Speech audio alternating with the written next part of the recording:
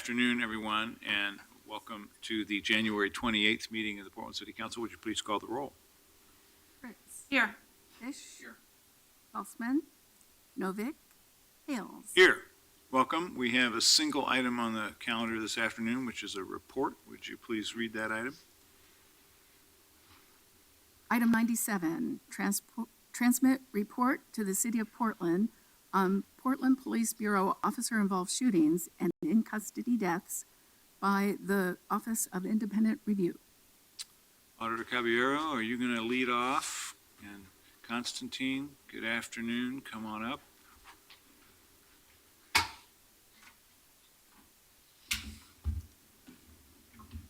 afternoon. Good afternoon, Mayor and Commissioners. For the record, I'm City Auditor Mary Hall Caballero.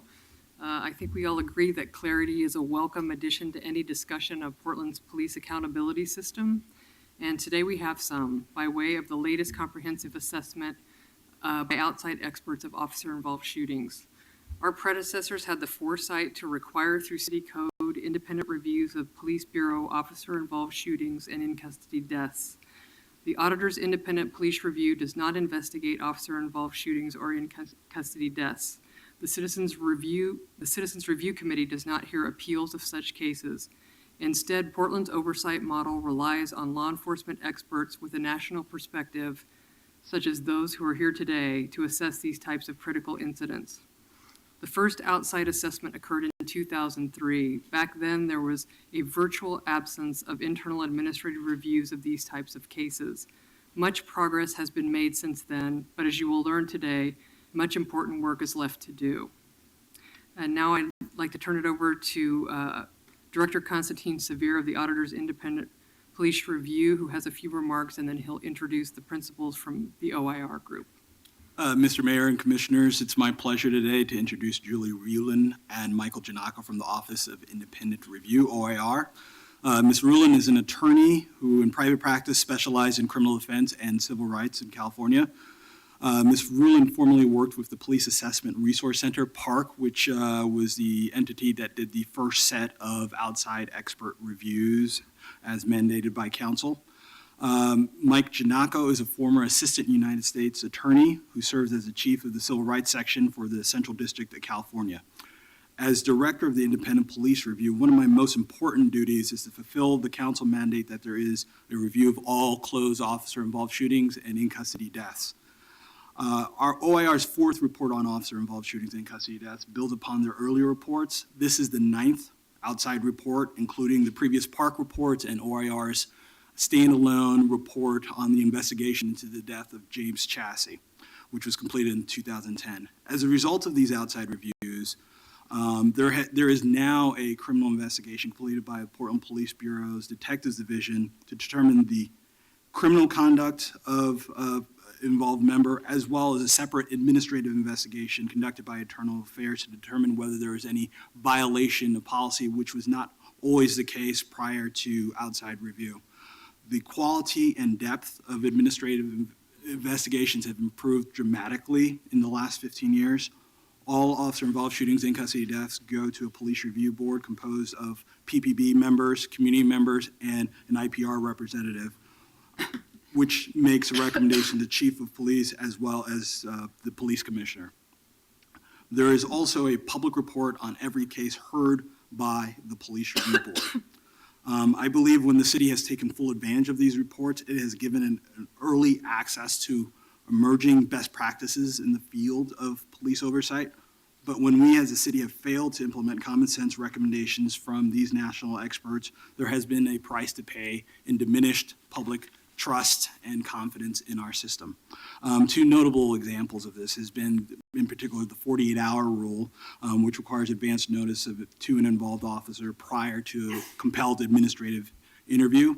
An additional area of concern that OIR has noted in several of its prior reports is how long the internal review process has taken.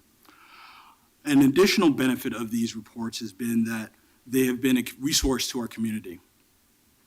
OIR's decision to include officer names as well as subject names has made the reports easier to read and much more transparent.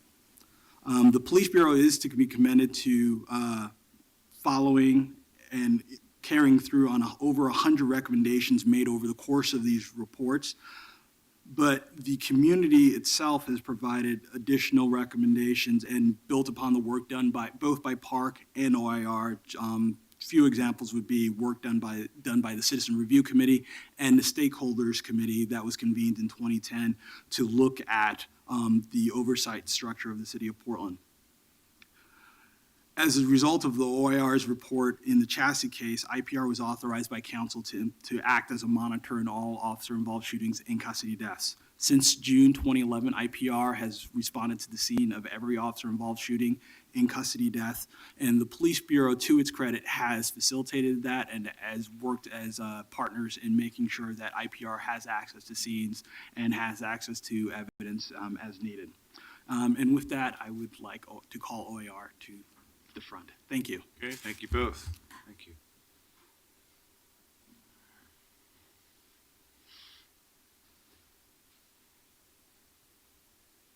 Good afternoon, welcome. Thank you.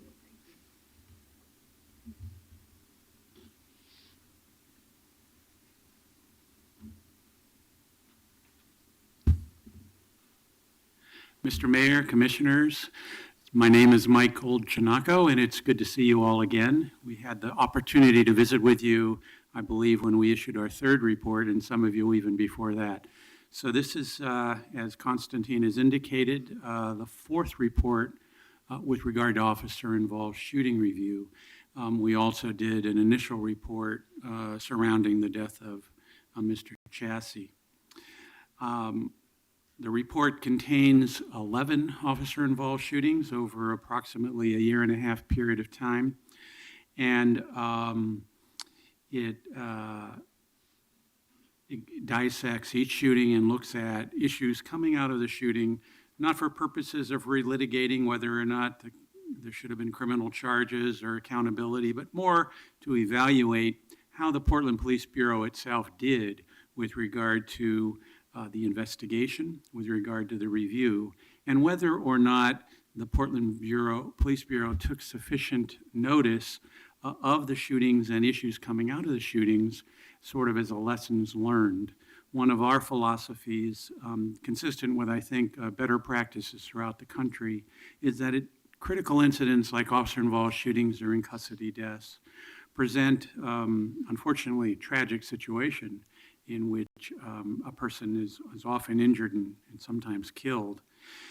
And it is the exercise of the utmost power that we give our police officers, which is the ability and authority to use deadly force.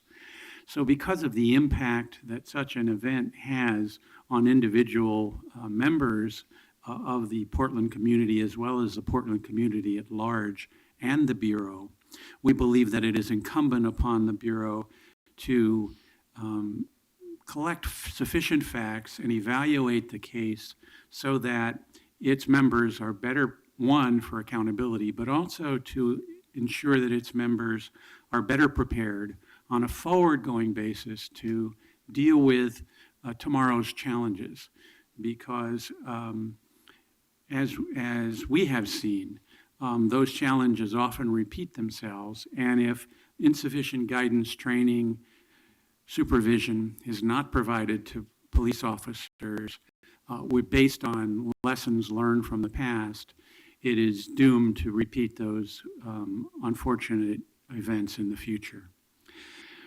What can we say about how the Bureau did? I think we also agree that if you look over the 5-year arc in which we have reviewed the shootings coming out of the Bureau, we have seen significant improvement in all areas that we would issue a report card on.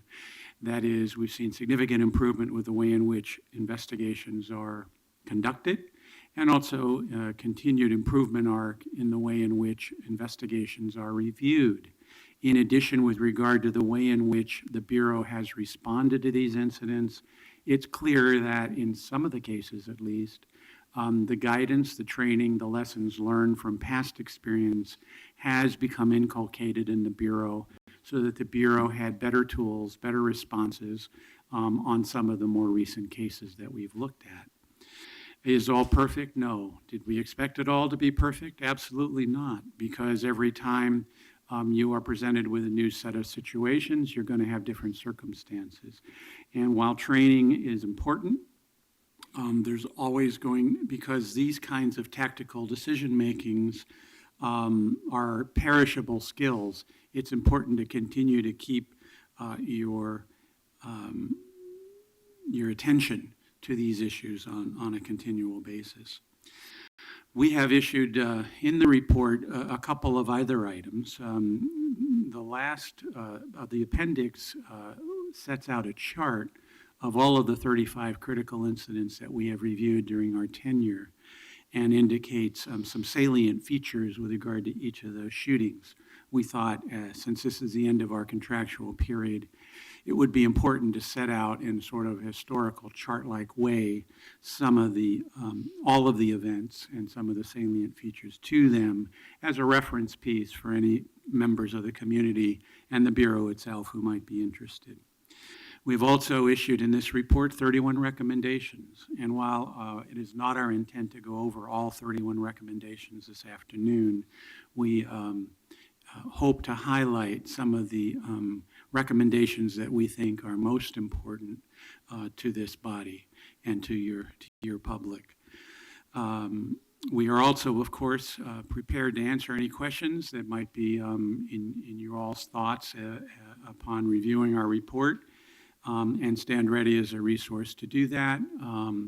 We are also, obviously, if public comment suggests or spurs other questions in your mind that you would like us to address, we're here to do that.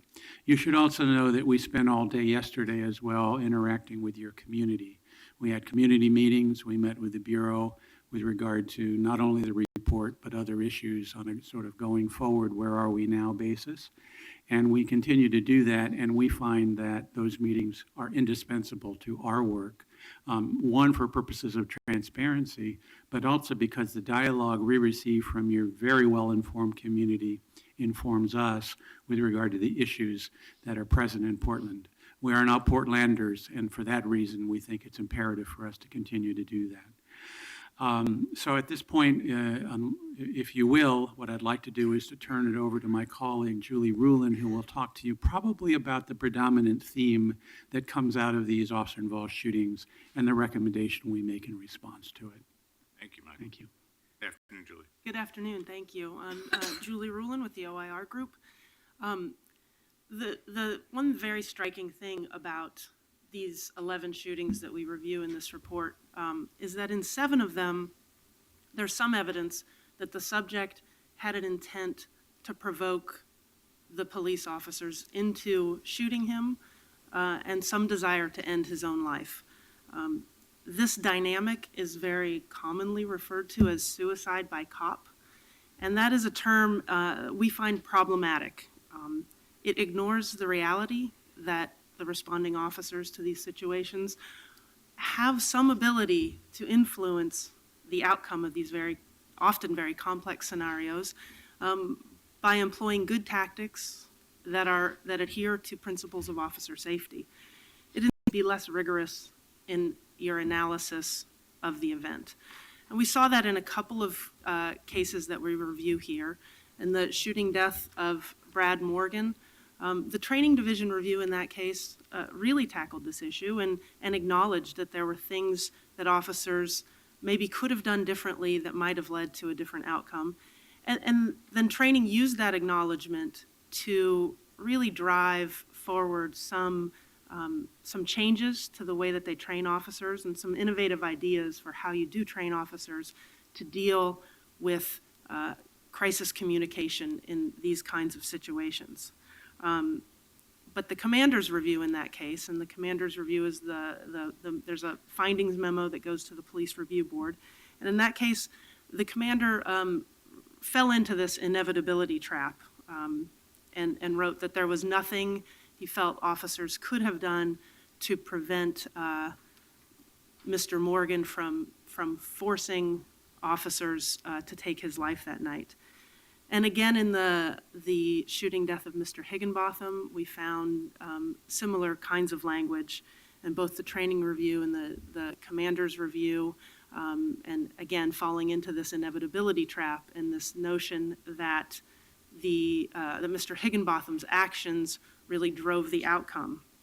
And without really acknowledging how the officers' lack of information gathering and tactical planning may have influenced the outcome in that case. At the same time, we saw other cases in this group of 7 where officers did employ sound tactics and did follow principles of officer safety and nonetheless ended up shooting at or shooting the subject. So we don't mean to suggest that the Bureau's officers will always be able to control an outcome. I think that's an important caveat here.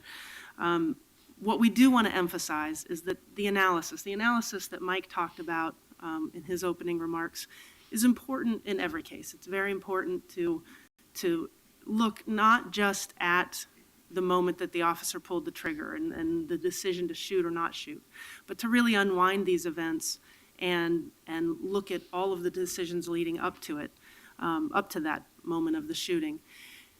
So it's important always, but in particular, where it's evident notion that the outcome, that the shooting, the death was inevitable. And that's the recommendation that goes along with our discussion here. Mr. Mayor and Commissioners, I would just highlight 2 additional, or actually 3 additional points. One are sort of related, having to do with the investigation itself. And as Mr. Severe, as Constantine indicated, there has been some concern over our review period of 5+ years about the timeliness of the investigations. It just seems to take too darn long to get the investigation and review process completed. And that creates a whole lot of issues. One, it leaves the officer and the community with this sort of Damocles sword waiting for a final result and resolution of these cases for too long.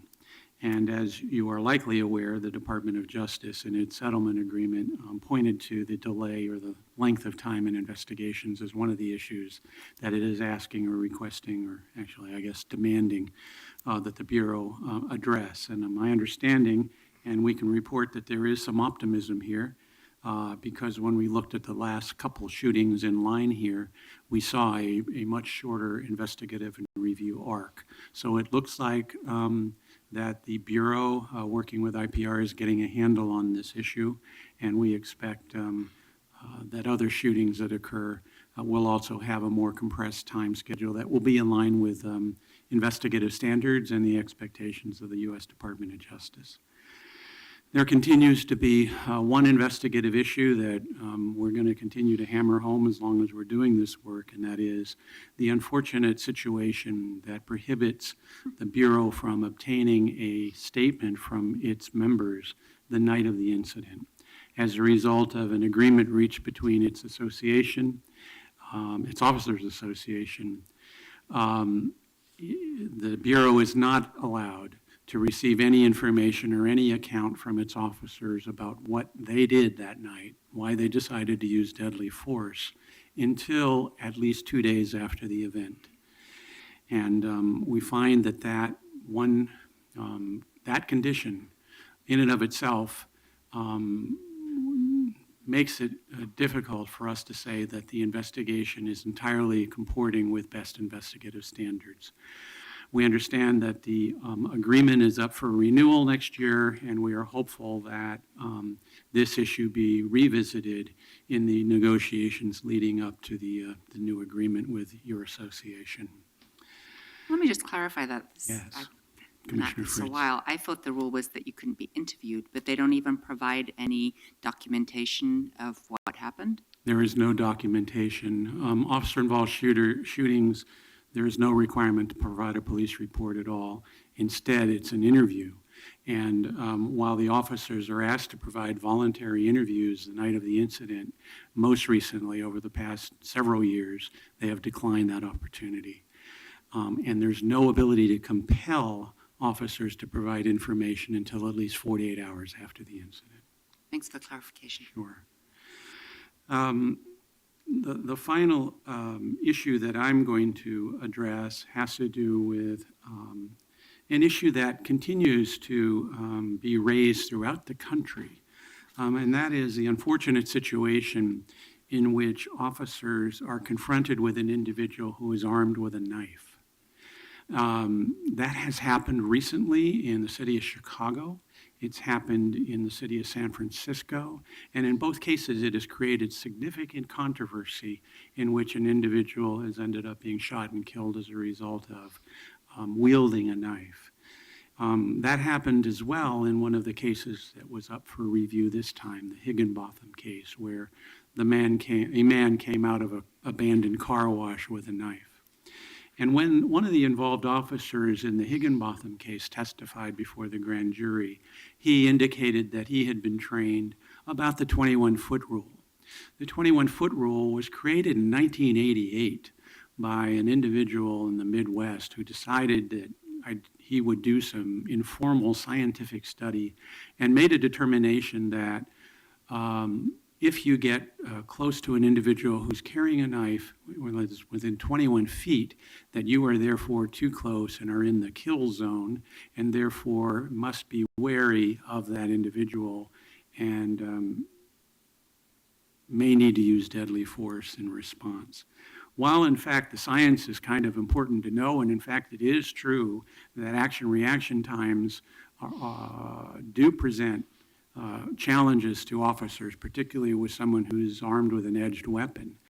What we are concerned about is that the message or takeaway from that lore would be that if I am 21 feet or less away from an individual carrying a knife, my only option may be deadly force. When in fact that's not the case, and I don't even think that was the original intent of the training, but what we're worried about is that might be how it's interpreted by officers. So what we've asked is in our recommendation is that the Bureau make sure that its officers have an understanding of the relationship between distance and action time. But really our thinking and our recommendation is the message should be that's why you don't get too close to an individual who is carrying an edged weapon or a knife. That's why you seek cover, tactically reposition, and not present a situation where you are allowed the suspect to get that close to you and then feel threatened by his coming at you with a knife. We have two final issues that I'd like Julie just to address, and then obviously we're open for any additional questions you all may have. Yeah, so there are two issues that we have addressed repeatedly in our reports over the years, and I just want to touch on them here. One of them is the role of sergeants on the scene of a critical incident. Ideally, when you have a sergeant on scene, and ideally you do have a sergeant on scene, and I think it's good. Unlike some of the agencies we've worked with, Portland often has sergeants. They're out in the field. They're not stuck in an office doing paperwork. They're out in the field. They're supervising. When they're on the scene of a critical incident, as it's unfolding, ideally the sergeant's role is to be a supervisor, to assert command over the scene, command over the situation, to direct resources, to ask for appropriate resources, and to delegate assignments to the officers who are there. training, this is consistent with what training teaches. It's how they teach sergeants in their sergeants academy and in-service training for sergeants. But unfortunately, we don't always see it play out that way as these incidents unfold. In 4 of the cases that we reviewed, sergeants assigned themselves to take on a tactical responsibility instead of delegating that responsibility to officers. And in 2 of those, sergeants ended up using deadly force. In only 1 of those cases was this issue really flagged by the Bureau, and that was again in the case involving Brad Morgan. The training division review identified this issue and acknowledged that it was not ideal for the sergeant to have put himself into the position where he was one of those communicating with Mr. Morgan. The commander's memo, again, sort of minimized this issue. And likewise, in the other 3 cases that we saw, that we reviewed here, where this was an issue, both the training review and the commander's memos just didn't really address this issue. And so, you know, you've got this training in place, but the second piece of that is accountability. And we found that in these 4 cases, that accountability piece wasn't followed through on, and that really minimizes the effectiveness of the training. It's impossible to say in any of those scenarios how a sergeant on scene asserting a strong supervisory presence, how or whether that would have made a difference in the outcome. But the fact is, that is the ideal, and we just think that the Bureau needs to be paying greater attention to that in its review of cases and its accountability decisions. The second and final issue that we want to talk about that, again, we have addressed throughout our work here is the speed with which subjects who are injured in an officer-involved shooting, the speed with which medical treatment arrives, or that officers provide medical treatment to those people. And so, you know, the issue is somebody is shot, they're down, and there is still the possibility, either we know, the officers know, or believe them to still be armed, and so they still present a risk, a danger, and so it may not be safe for officers to just walk right up on them. It's not safe for paramedics to come into the scene until the weapon has been secured and the subject has been secured. This is an area where, you know, we are optimistic, and we can say that the Bureau is moving definitely in the right direction. In 2010, following the death of Aaron Campbell, this was a major issue. The length of time that it took for medical care providers to get to Mr. Campbell and identify that he had been deceased, was just too long. And in its response to that, the Bureau equipped all of its sergeants' cars with ballistic shields. So the idea is that officers can have these shields, they can approach, they form a team and approach and secure the weapon, secure the subject, and the shield provides some measure of safety should the subject pick up the gun and start shooting. And so we saw in a number of the cases that we reviewed, of these 11 cases for this report, where officers and sergeants very used for. Would you, since you've mentioned Mr. Higginbotham and Mr. Morgan, and one involved a gun and one involved a knife, could you explain just generally what's the difference in the weapon and how it impacts the protocol? For example, if someone has a knife and they've been shot and you've at least initially determined that it appears they only have a knife, how might you treat that instance differently than if the person, as with Mr. Morgan, he flashed a gun? You mean after the shooting and they're down and? Yeah. Yeah, I think the gun, obviously, I think it creates a greater sense of risk because the gun can harm you from a greater distance. And so if a knife is there, I still think, you know, if somebody's got a knife in their hand and they're down, what you often see in law enforcement training is a concern that they may be waiting for you to approach so that they could use the knife or the gun.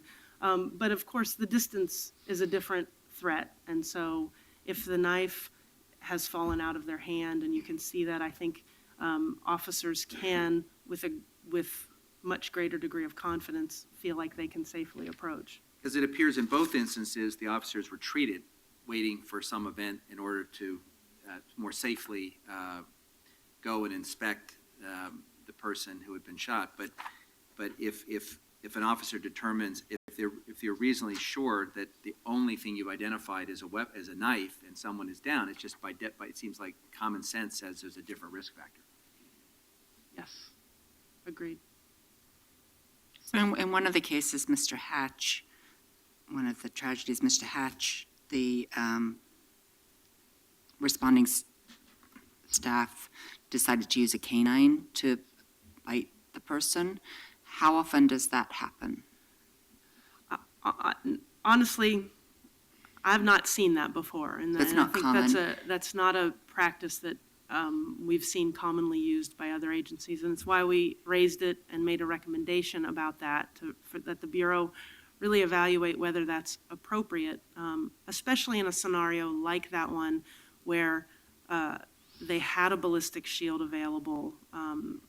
Was there any evidence in the record as to why this shield was not used? They did use the shield. Oh, And in fact, the sergeants in that case were prepared to move forward with just the shield. And the canine officer was there, I think it was a canine sergeant, who suggested that they use the canine as an added measure.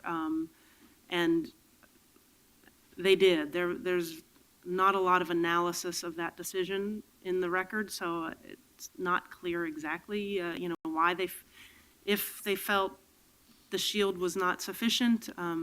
So it's definitely an area I think the Bureau needs to do some introspection on and possibly change the way it. right, I and then remember that. He Okay. still sort of got there and It did his wasn't for bite that before, but it purpose. wasn't for this purpose. Thank you. The final piece, we're always trying to come up with common themes.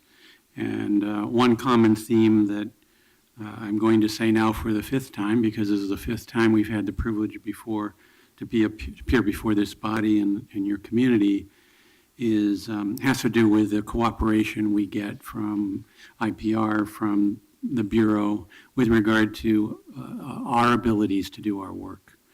Access issues are never issues in this city with regard to our relationship with the Bureau, and never have been. And we get everything we ask for, and more importantly, we are able to go behind the documents by having access to the people who created them, by the people who know about training, and we have had a free ability to go where we want in order to come up with the recommendations that we've had. And for that, we're grateful. The other thing that has happened repeatedly is in our after report meetings with the Bureau, and as we are coming to the completion of each report, we have what we think is a constructive dialogue. One of the things, I do this with a number of agencies, and one of the things that always makes me nervous is when the chief of police responds by saying, it's a great report, we've already going to implement all of them immediately. That means that most likely that report is going to go on the shelf. So instead, we get a really deeper dive than that, and we actually get some reflection. And some of the times, some of the responses from the Bureau causes us to reflect upon what we have recommended.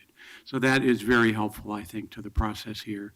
And one of the things we find commendable of your Bureau. Good to hear. Thank you. Okay, other questions, issues to probe at this point in the process? Thank you both Thank you very very much. Thank you. Want to give Chief O'Day and his staff a chance to respond, and then we'll take testimony if anyone wants to speak about the report.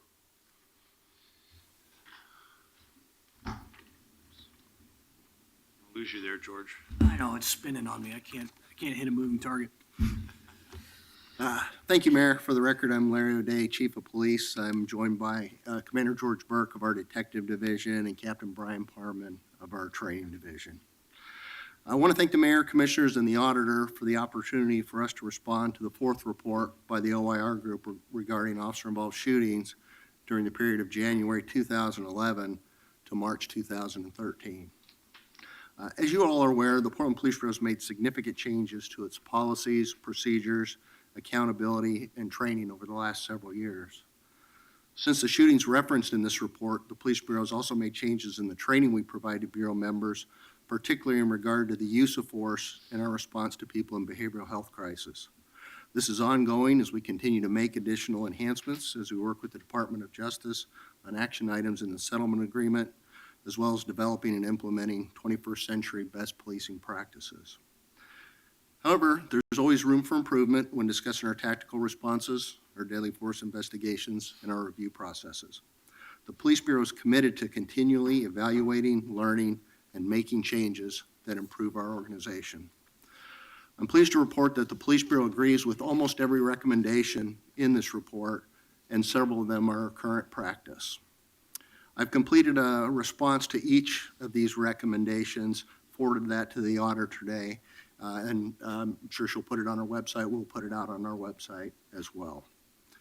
We greatly appreciate the recognition the OIR group provided to the Portland Police Bureau in regard to the Bureau's continued openness to critique, to the significant strides we've made since the very first report, and to our high level of cooperation we have demonstrated during these 4 reports.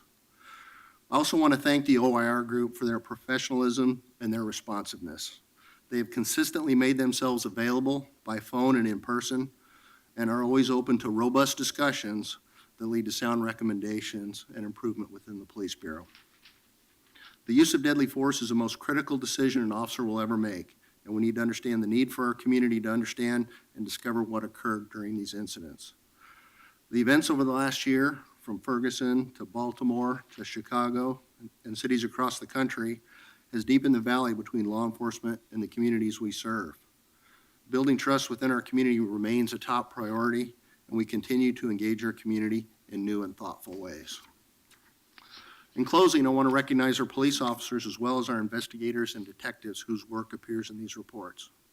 Every week, our officers risk their safety, they save lives, and they protect and serve our community. Every week, our detectives and investigators work hard to seek the truth and build solid investigations. All of our Bureau members have responded incredibly to the tremendous amount of institutional change that we are undergoing. They have dedicated their lives to community service, and I'm privileged to work alongside them. Thank you. Thank you. Captain, Commander, anything else? Questions for the chief and his team? Keith, there's been a little bit of, obviously, in your response to the recommendations and the testimony in the presentation we had, there's a lot of focus on the 48-hour rule. So a couple questions on that. In your extensive response, you note that you have negotiated a change with the PPCOA. Can you talk about that for a moment? Yes, sir. Their contract was up for renegotiation, and so we put that in as one of our priorities to work through. At the close of that collective bargaining process, we were able to successfully remove that advance notification or so-called 48-hour rule language during that process. So you successfully removed it with the Portland Police Commanding Officers Association contract. Yes, sir. So, because this is a complicated area, and I think your memo makes that abundantly clear, could you just briefly explain to us the difference between a criminal investigation and an administrative investigation and the different rights that attach to both? Absolutely. I really appreciate the opportunity to address that. You'll notice in my response, most of my responses are a couple of paragraphs, and that one is about more than 2 pages. It really is a complex topic. There is a lot of misinformation and misunderstanding about what that removal would do and what it wouldn't do. And with that's why I have my investigations expert, Commander George Burke, here, and I'll have him start that explanation. Good afternoon, Mayor, council members. Thanks for the opportunity. I really, in looking at this issue, it's really clear that we separate these 2 different tracks that the investigation takes. The criminal investigation really looks at the Oregon Revised Statutes and how the actions of the officers fit within the criminal aspect of law. The administrative side really focuses on policy procedures. It gets into the training analysis and follows that track. The important difference is that in a criminal investigation, those members who are involved have every right under the U.S. Constitution that any other member would have in the country. So we cannot and do not compel them to make a statement immediately. I would like to highlight, and I appreciate the fact that Mike Giannakko pointed out the fact that it's not a prohibition for us to ask for them to give us a statement, but rather it's an ask that detectives always ask at the time of the event to get a voluntary statement and a walkthrough from the involved member. So just to put a finer point on that, on the administrative side, you have more, according to your memo, you have more latitude, and you have the incentive, if you will, for an officer to comply with the administrative investigation is that you can sanction that person. You can use discipline if they refuse to. In a criminal investigation, officers have the same Fifth Amendment rights as citizens. I'm trying to follow what you said. And therefore, you can request, but you can't compel.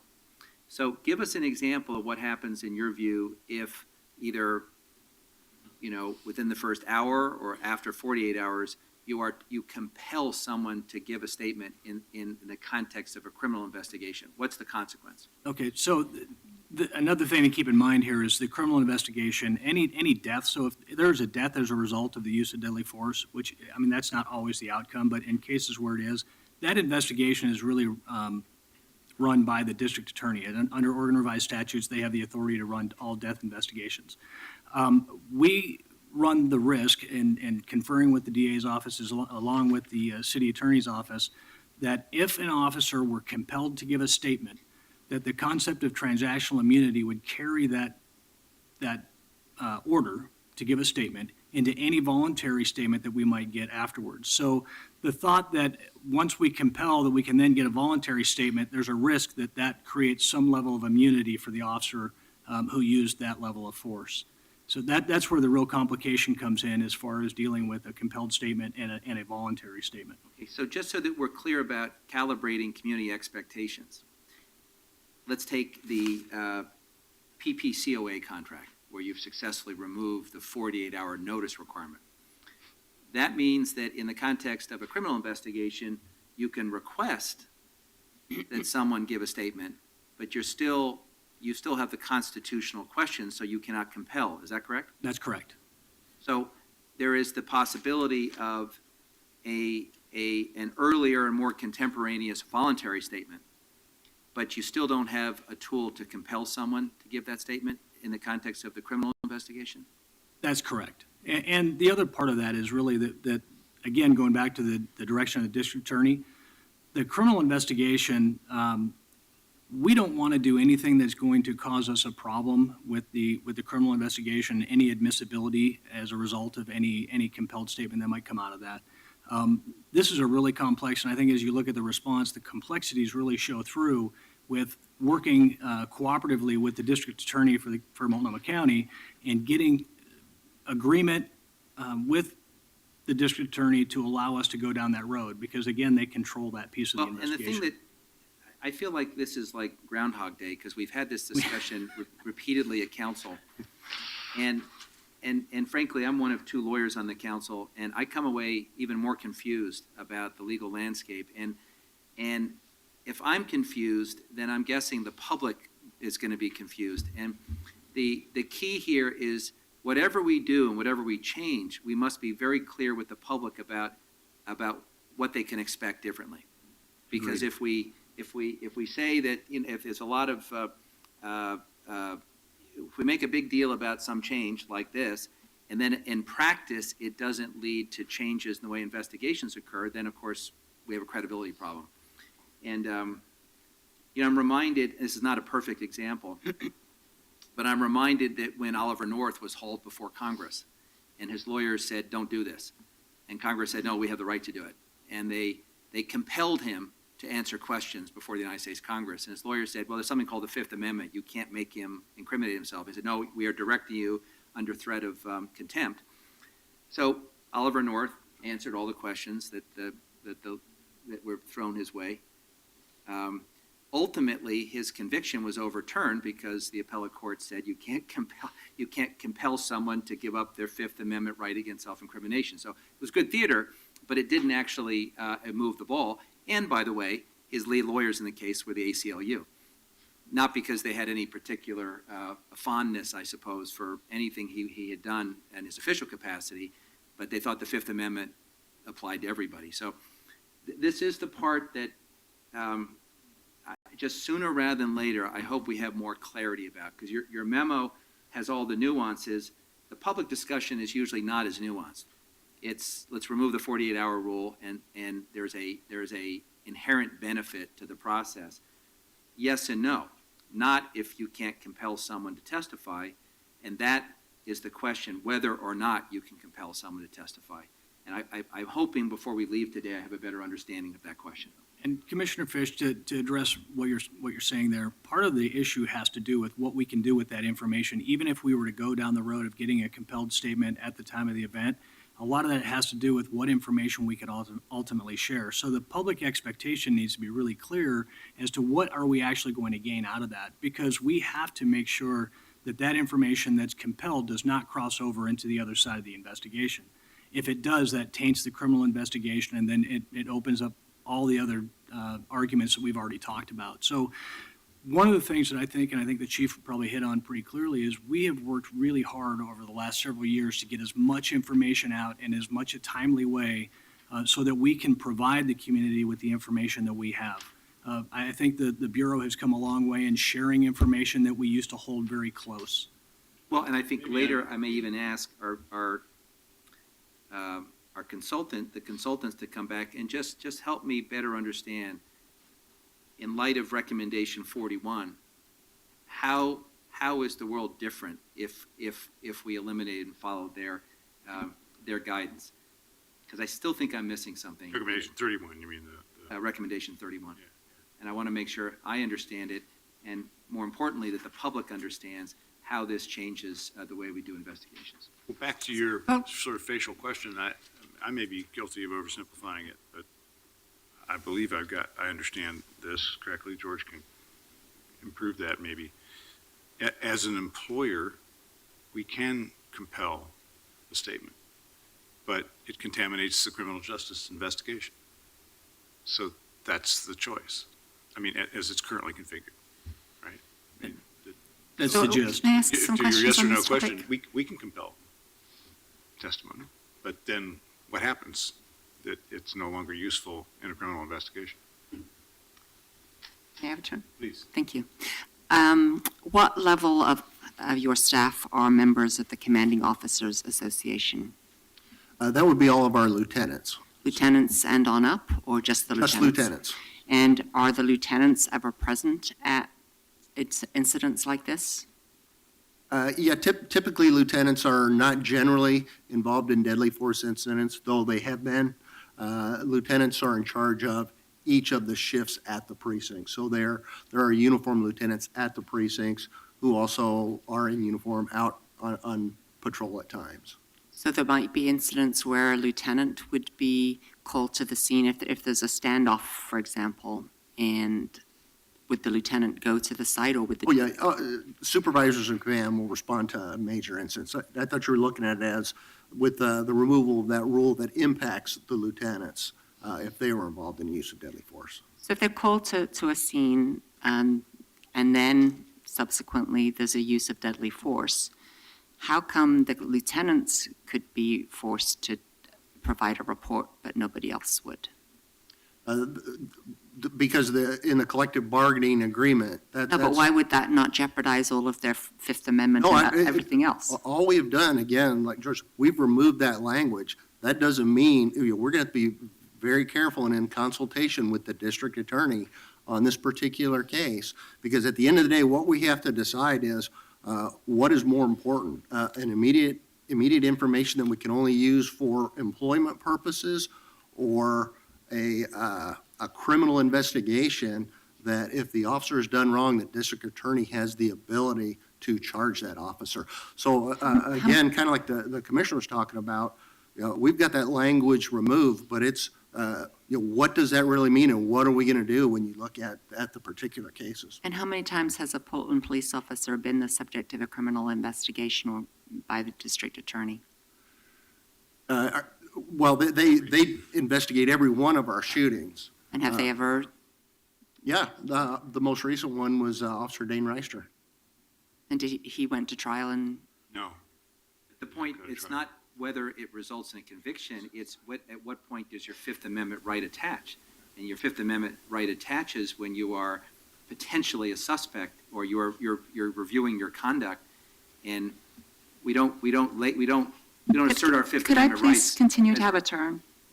Well, I'm just clarifying something, because you raised an interesting point. I was in the middle of a line of thought. So if it doesn't it results in a trial and conviction, we don't usually legislate into this body to the lowest, to stop the absolute worst. We try to set some standards. It seems like there's a greater public good in having a system where most of the time we assume that the officer hasn't done the wrong thing and that we get that information in an expedient manner. Do all the other jurisdictions in Oregon have the 48-hour rule?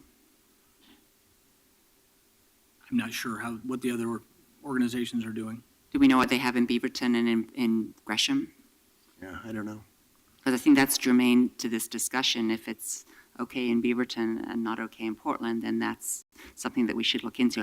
What legal basis do they have that, and I don't know whether they are either. And the discussion you were starting to have, I think, is really right at the core of what we need to talk through. Because you're right, we, at this point, because, they're the district attorney's investigations, but we are prioritizing or preserving the ability that should the district attorney decide that they need to do a criminal prosecution, that could successfully happen, when the reality is the vast majority of these cases are not that. So discussing a system where we are prioritizing the internal employment process is a healthy conversation. But then the big caveat is, the district attorney's ability to potentially prosecute. But that is exactly the conversation that this brings us to. Yeah, So thank you. thank you. I appreciate your willingness to have that. And it actually, nationwide, it doesn't seem like there are that many prosecutions. And then victims and their families turn to the civil process to try to get some justice. So I think we should bear that in mind. For other incidents and arrests that officers are involved in, they get called to a domestic violence situation where somebody has assaulted somebody else and they make an arrest. Are they required to document that and turn in a police report by the end of their shift? Yes. So what's the exception on providing documentation to what happened with the use of deadly force? Because again, then this comes back to that concept that we've been instructed from the district attorney and the city attorney on that transactional immunity. That if we are compelling you to write this report, essentially make a statement that because the structure we use in an officer-involved shootings, it is a criminal investigation where the officer is not a suspect of something, but because he is being interviewed and reviewed in a criminal process, that's where it has the ability to have the protection of the Fifth Amendment. I was a nurse, as you know, and the rule in nursing is if it's not documented, it wasn't done, and you're required to write notes on what you did at the end of every shift.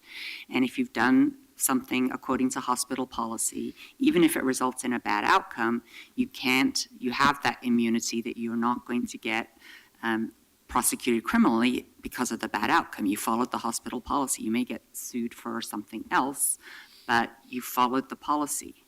So it seems to me that we could come up with a system of required reporting that would tend to help make better decisions, given that we know that it doesn't very often results in a criminal case being sent to the grand jury and then sent to trial.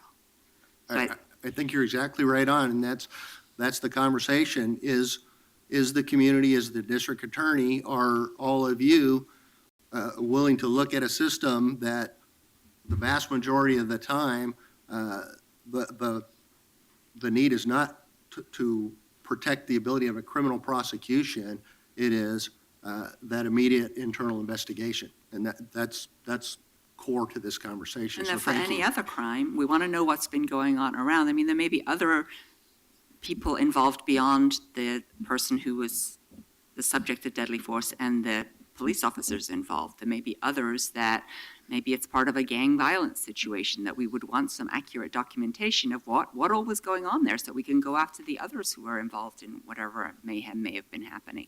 I mean, how would that, supposing there's a, shootout at the OK Corral or whatever, and there's just major stuff going backwards and forwards, would none of those officers be required to write reports until later? We require all witness officers we immediately interview them that night at these scenes. So our challenge would be when you don't have a witness officer. In many of our incidents, there's other officers there that are not involved members in the use of deadly force. So we interview them right away that night to start figuring out what happened. How many of the situations that are reported here are things that happened very quickly versus, like in an instant like the Mr. Hatch, and versus call to a scene, could back off, spend some time negotiating, and then move in? Do you have a sense of? Well, the two that have occurred. Yeah, we have some of in- both in here. While I've been here, which were the two the last two, February of 2013 and March of 2013, both happened very quickly. Yes. Prior to that, some of each, right? Because possibly what we could do while we continue to work through this is to add to the protocol that an officer is assigned to the scene to be the observer and documenter in a situation that's developing, not part of the team that's managing the situation. Kind of like the sergeant's supposed to be, they're still part of it because they're managing it, but is there somebody else who could just give us just the facts, not. Yeah, I'm sorry to interrupt, keep going, but I got a Actually, thought of it. close to done at this point. Thank you.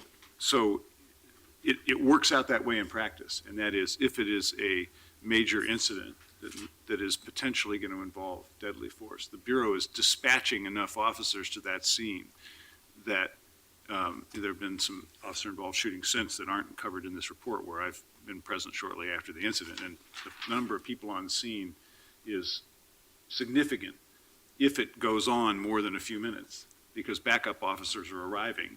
And would all those officers be counted as part of their response and therefore not allowed to be asked for? No, they're all No, potential again, witness officers. Well, if They they're, are. what we call an involved member is somebody who either uses deadly force or if it's a supervisor directing the use of deadly force.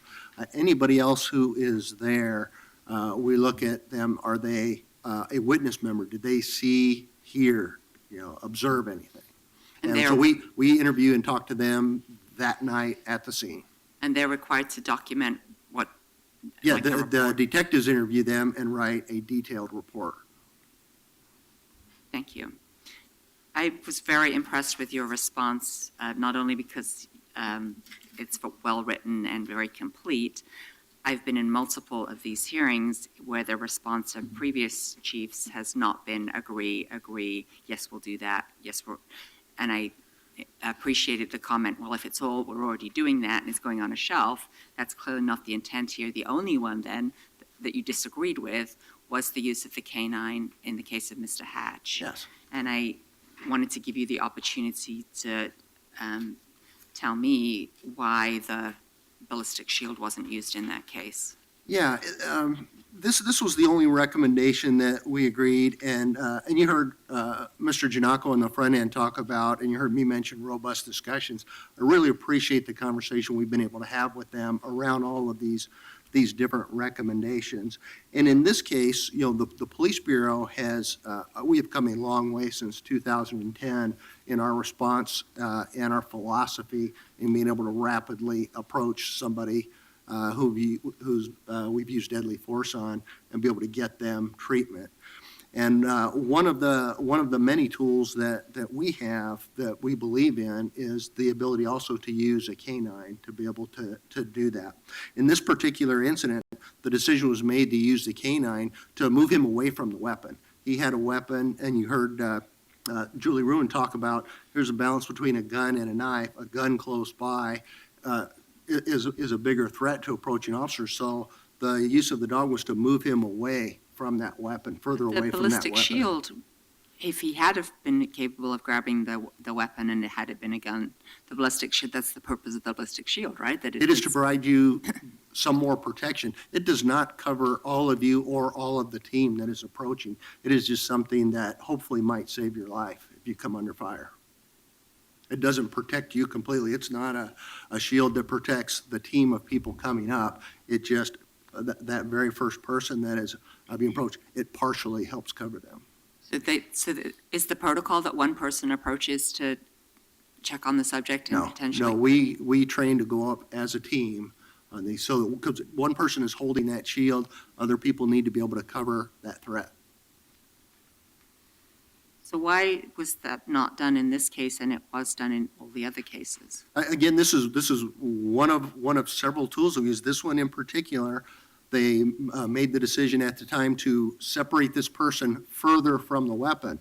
When a weapon is close by to you, it's pretty easy for somebody to pick that up and start shooting at you. And you can't rely on, all right, this shield is just going to protect us all, because it won't. It just increases your chances of survival. So I would appreciate it if an amended response, because the recommendation would, that you should evaluate whether it's appropriate to use a canine. I think what I'm hearing you say is that, yes, you are evaluating the cases of when it's appropriate. And I would be interested to know as to what the policy is to when you do and when you don't. Yeah, well, what we can do is provide you with what we train our members. So you can see, here's that assessment, those officers and supervisors on scene. That assessment's pretty in-depth. Where's the weapon? What kind of weapon it is? We've got the ability to, is the weapon separated enough? We're comfortable just going up there rapidly? Can we approach on the side of a car? Can we use the shield? Do we need to use less lethal? Is a canine appropriate? Or at the far end of things, worst case, it's a delayed cert call out. So we really, in our training, we think that is a good tool in our tool bag to have. Can the canine pick up the weapon and take it away? Can it be trained to do that? I don't know. I don't believe so. Thank you. Chief, that exchange was very helpful for me, because I think I have a better understanding now. So can I just walk you through a few things just Yes, to sir. make sure we have a baseline? So the first is, the 48-hour rule, as it's written, does not apply to every investigation, correct? The 48-hour rule only applies to internal investigations. Right. And it says, whenever delay in conducting the interview will not jeopardize the successful accomplishment of the investigation, or when criminal culpability is not an issue, blah, blah, blah. So that's a qualification. So by definition, doesn't apply to everything. Correct. If you were to successfully negotiate the removal of the so-called 48-hour rule, what you've done now is accelerated the process of having to tackle a couple of complicated questions. Because under the 48-hour rule, there's potentially a 48-hour delay until you have to tackle these questions. Now you're at the scene, you're gathering information, you potentially can do some things sooner. And so let me make sure I understand what you view as the competing concerns. From the public's point of view, there's the view that, and I think from the consultants, that interviewing someone as soon as possible ensures fresh, timely information and is helpful, if for no other reason than over time people's memory begins to fade and maybe reconstruct events in their head. And also, the information you get early can lead to other investigatory techniques. So things you learn within the 48 hours can help you chase other leads and do things. So I'm seeing a nod in the back. So I seem to recall that from an earlier presentation, that both the freshness of the information and the ability to use the information to do a more thorough investigation, the earlier in the process is better. So that's one issue. The second issue that is outlined in the memo that you and the mayor have put in is that there's a complicated constitutional set of questions. And if we compel someone to say something that ends up infringing on a Fifth Amendment right, and there is some kind of criminal investigation, we are potentially compromising that investigation. Yes, sir. Commissioner Fritz, I think, has astutely noted that this is the rare instance that there is an officer and followed by a bona fide criminal investigation. The problem with that is, and I'll just use a real world example, when someone knocks on my door and says, "Hi, we're the police, we want to talk to you," I don't actually have to sort of sit there calculating whether it's likely to result in my being arrested and prosecuted or not. I have a right to say, "I don't want to talk to you." And we don't have to roll the roulette. We don't have to sort of roll the dice to figure out whether we think it may or may not. A lawyer can come in and close the door. And in the healthcare setting, since I used to represent the hospital workers of the greater New York area, the minute there's even a hint of some kind of criminal prosecution, a lawyer shows up and says, we're not having further conversations because there's a Fifth Amendment right. There might be discipline that follows for that, but the Fifth Amendment right is inviolate because that is when someone is facing losing their liberty. And under our system, even someone who is ultimately going to be charged and convicted can't be forced to waive a Fifth Amendment right. Correct. So it's complicated. And I guess what I still don't fully understand is the question that Commissioner Fritz asked, which is, if we do away with the 48-hour rule and we're saying that we want you to have this option of getting more information earlier in the process, how do you balance these two things? And as she said, we're not the only police, we're not the only city in America. So I would join with my colleague in just being interested in how do other cities slice it. And I'm guessing our consultants have some thoughts, but we're not making this up anew. There's a lot of history in other jurisdictions about how to slice it and how to narrow the risk that a compelled statement ultimately frustrates a prosecution. That seems, I see another nod in the back, so hopefully I'm on the right track. And that's what Amanda was getting at, and I agree. I'd like to know how you do slice that. One of because she had mentioned a couple particular local departments, but one of the things that we know nationwide, there are many large departments that build their process around never getting an interview from the officer. And there's challenges to that. You know, we have gotten to the point, like George was talking about, we get information out as quick as we can to be transparent, anything that won't compromise the investigation. Some of these other processes that are built around not getting information from an officer, investigations take a long time, may not ever get to a grand jury. So there's, the crux of that challenge is going to be, and the district attorney is part of that conversation because it really is their investigation and the potential for, compromising that a potential criminal prosecution. And let me be clear, I applaud you for negotiating the 48-hour rule out of the PPCOA contract, and I think we have to develop a strategy in the contracts to follow. I think I understand why now more clearly it's in the public interest to have that earlier opportunity to get the information. What I don't want to do, though, is set expectations about what's going to happen as a result and then have people frustrated that it doesn't lead to the kinds of increased transparency and accountability, which is the whole underlying point of this exercise. So I want to be absolutely clear about expectations. So thank you. Okay. Other questions for the chief, for his staff? Anything else that you want to add? No, sir. Thank you very much for the opportunity to respond. Should we bring Michael and Julie back up? Because it looked like they did have some thoughts on that question, and then we'll take testimony after that.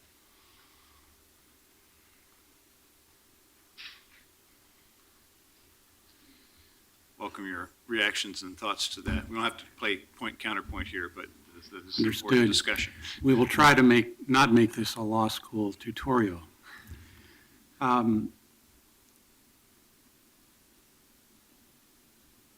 The doctrine that the dialogue between you all and the Bureau had is accurate on its face. I would, and I do understand the concern about what might happen or could happen potentially, legally, if in fact a compelled statement is obtained from an officer. It is absolutely true that if in fact a compelled statement is obtained from an officer, that statement could not be used for purposes of any criminal prosecution. That is the law. However, the concern about the risk that somehow the obtaining of that compelled statement could then jeopardize a criminal investigation in this context has never happened in the history of mankind with regard to officer-involved shootings. Now, the North case that Commissioner Fish brought up is an important case because it is one of the few times in which compelling an individual did result in eventually undoing a subsequent prosecution. But North was really a case that stood on its own for a whole lot of reasons. And one of the biggest reasons, and the distinction I make between North and the officer-involved shooting context, is that in North, when that compelled statement was taken, it was taken in front of everybody. Cameras were rolling. It wasn't taken in the secrecy of an interview room.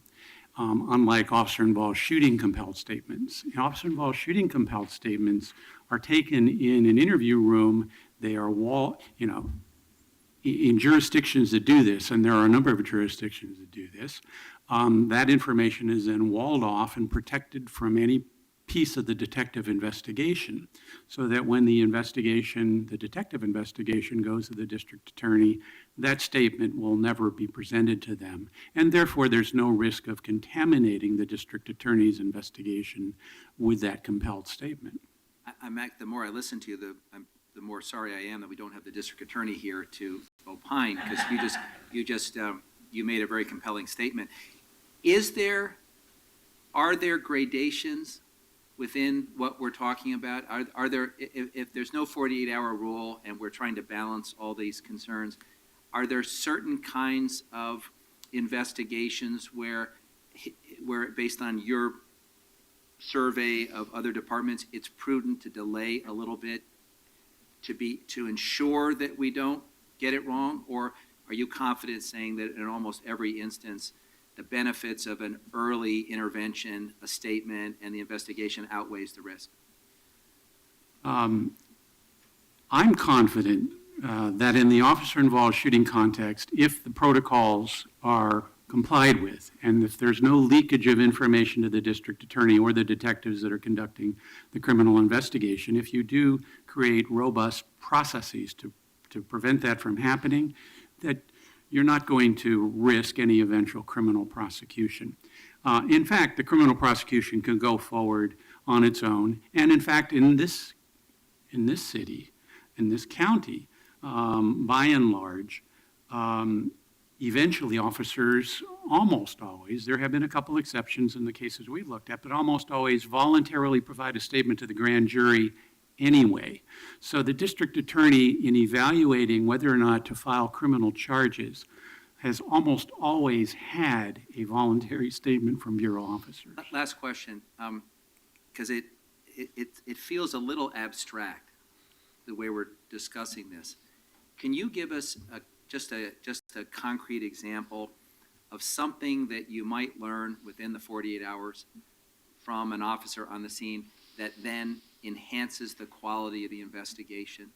Absolutely. What it does is it provides you with an insight into the officer's state of mind right after he has used deadly force. And if you don't get that information that night, you run the risk of, by the time you get that information being influenced, contaminated by a whole host of other external influences. If there's a videotape of the incident, the officer may have an opportunity or may inadvertently see it. If there is discussion about the incident in the locker room when the officer goes to work the next day, that information may contaminate the person. The legal advisor to the officer will often have information that he or she is free to provide that officer during discussions prior to the obtaining of the statement. So there's a whole host of information that could impact what eventually the officer provides. And we've seen it throughout the country, in South Carolina. What if instead of, and this is a case in which the murder charge was filed, what if instead of getting a statement from the officer that night, they had said, go home for a couple days and provide a statement. The statement that they got would have been well different once that officer had an opportunity to see the cell phone video of what had transpired and captured the event. That's the kind of, dynamic that we would miss, or we are missing, I think, potentially, every time you wait for more than 2 days to get a statement. That's helpful. Thank you very much. Other questions? Thank you very much. Okay, let's see if we have public testimony, please. We have 5 testifiers. Will Dan Handelman, Debbie Iona, Sarah Hobbs, please come up.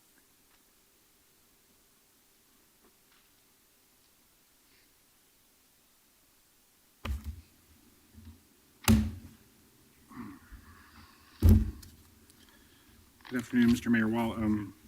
We're setting up here. Would it be okay if I have 5 minutes to Yes, testify today? certainly. Thank you very much. Appreciate it. Okay, I'm Dan Handelman with Portland Cop Watch, and Portland Cop Watch believes that many of the recommendations in the new OIR group report can make a better police bureau. OIR does a very good job warning the bureau against using the term suicide by cop, which presupposes the outcome of a confrontation with a person intent on provoking the police to shoot them is for the police to accommodate that desire.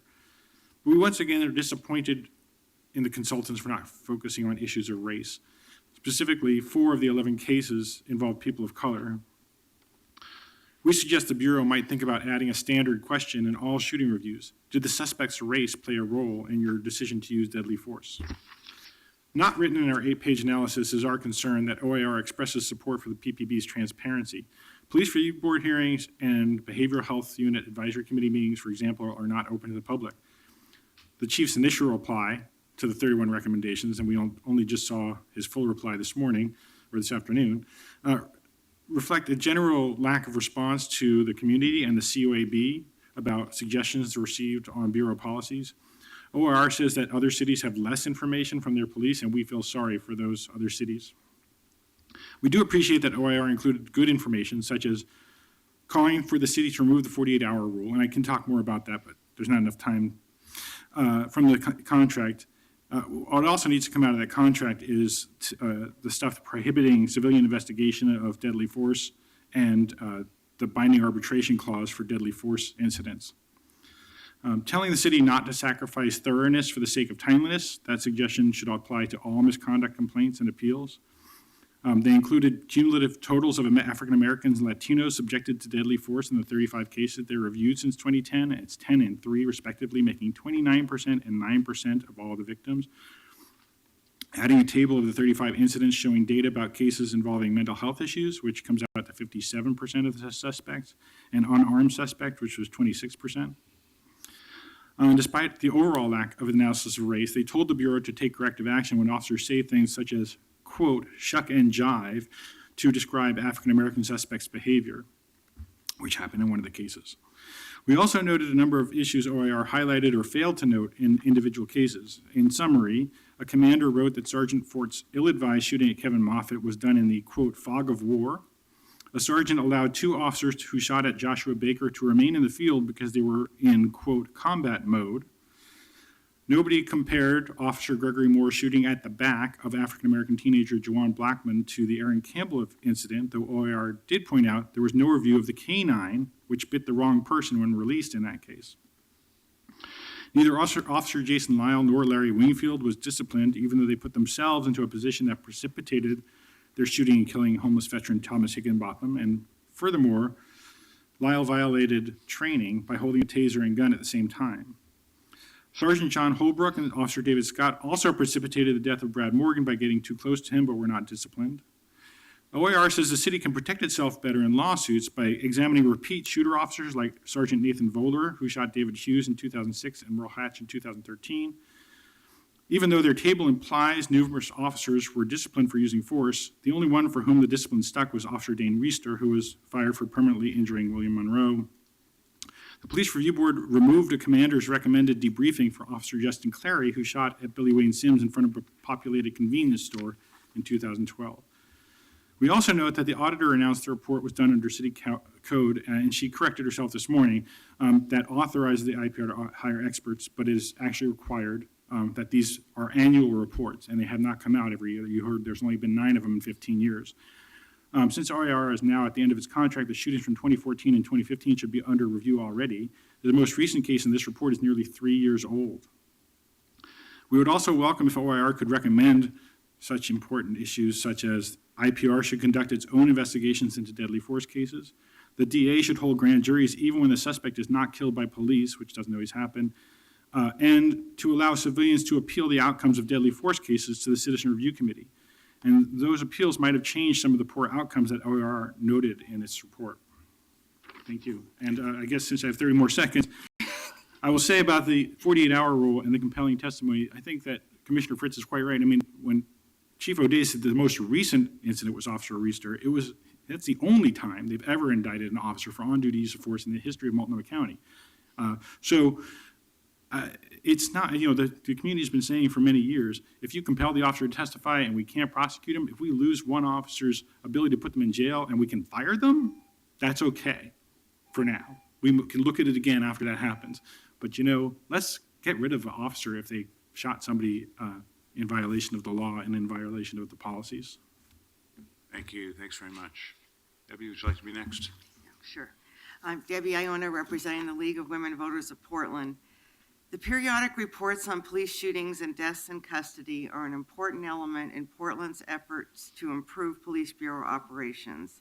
They not only provide guidance to the Bureau, but also inform the community about the details of specific cases, what went well, and where there is room for improvement. After careful review of the report and participation in yesterday's community meeting with the OIR group, the League would like to offer the following comments. In the future, allow more time for the public and city officials to review the report. 1 week is not sufficient to digest a report of this length and complexity and provide feedback.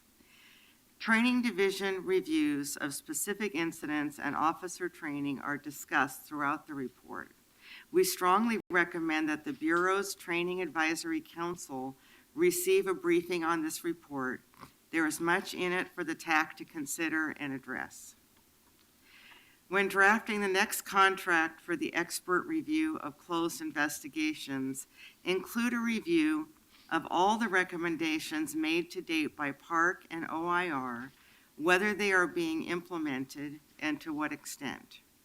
If the Bureau chose not to implement the expert's recommendation, it should provide an explanation. The auditor mentioned that the people involved in shootings cannot appeal their cases to the CRC, Citizen Review Committee.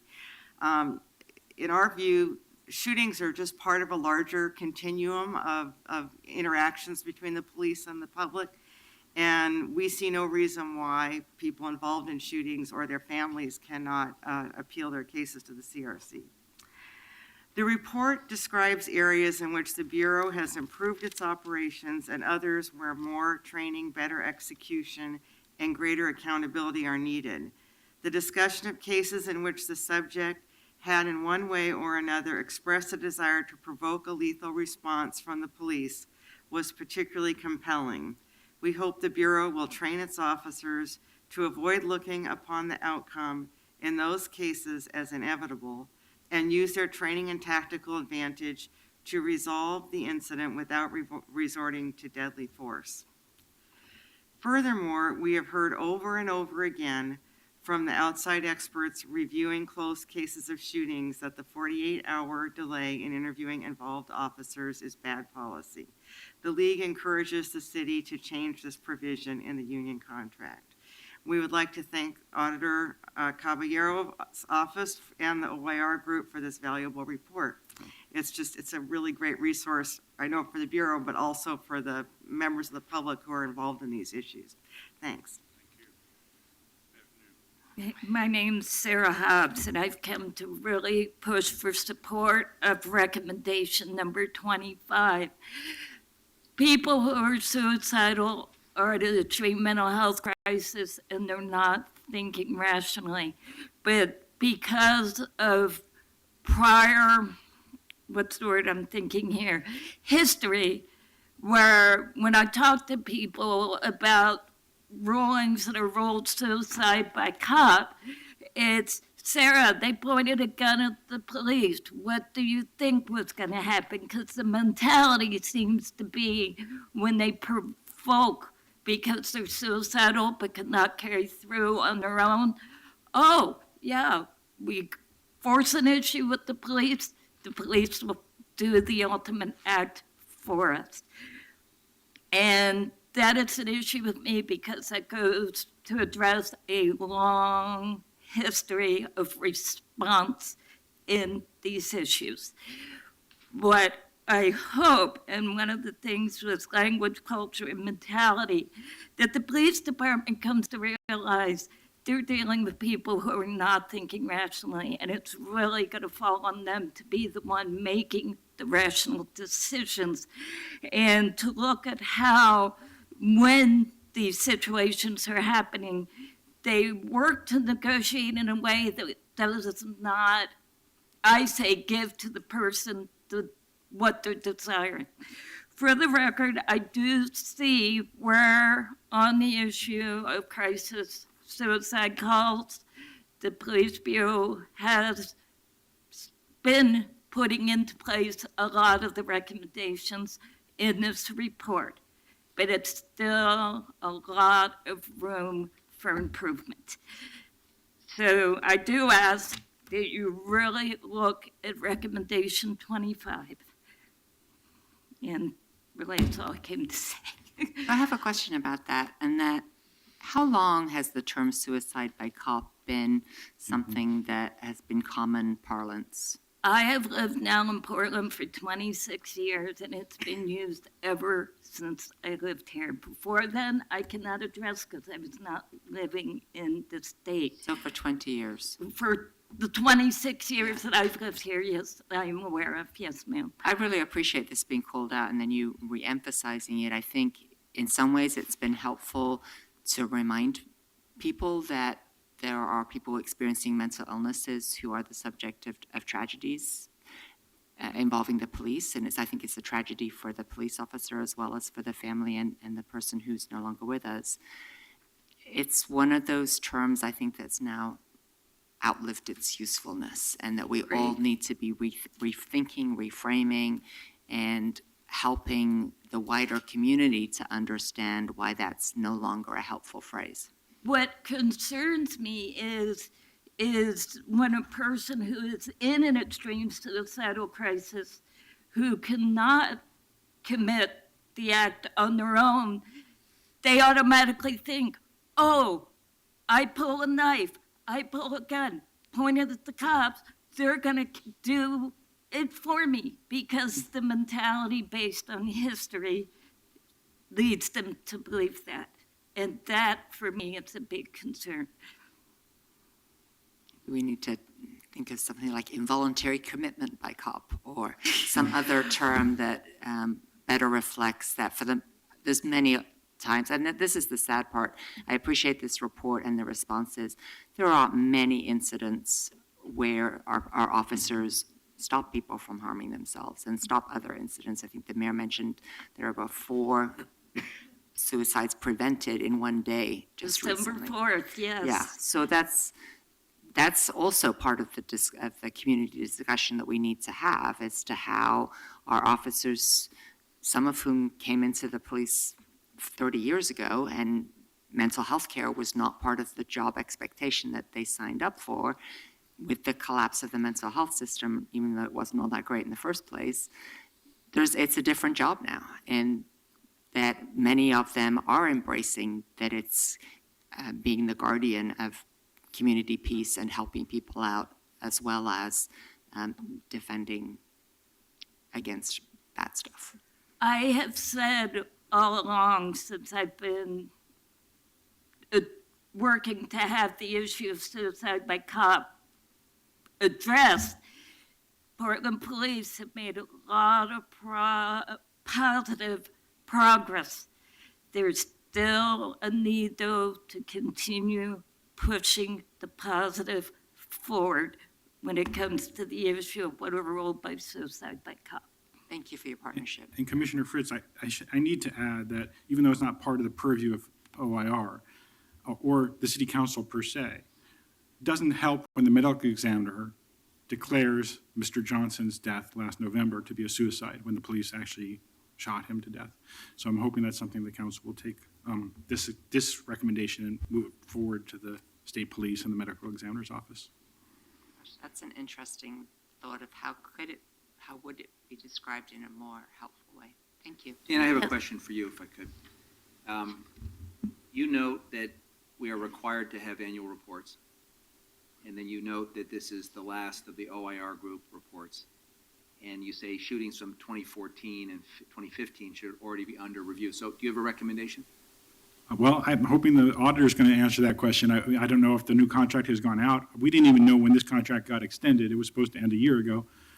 Yeah, but I think that, OIR has been doing a good job. There's other groups that are out there, and, we'll see where things go. Whatever happens, whoever takes the contract up has to take a continuity perspective, like Debbie was saying, that we need to look at all the recommendations that have already been made and make sure they keep getting moved forward with any new ones that come in. Okay, thank you. Thank you very much. Thank you all. And we have three more: Nancy Newell, Barbara Russ, and Jared Hager.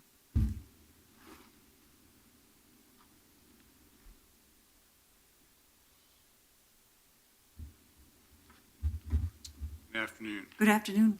Thank you. Thank you for all your great consideration and work. I'm here today because I'm working with COAB. Well, put your name in the record, Nancy. Pardon me? Put your name in the record. Oh, Nancy. yes, Nancy Newell. Thank you.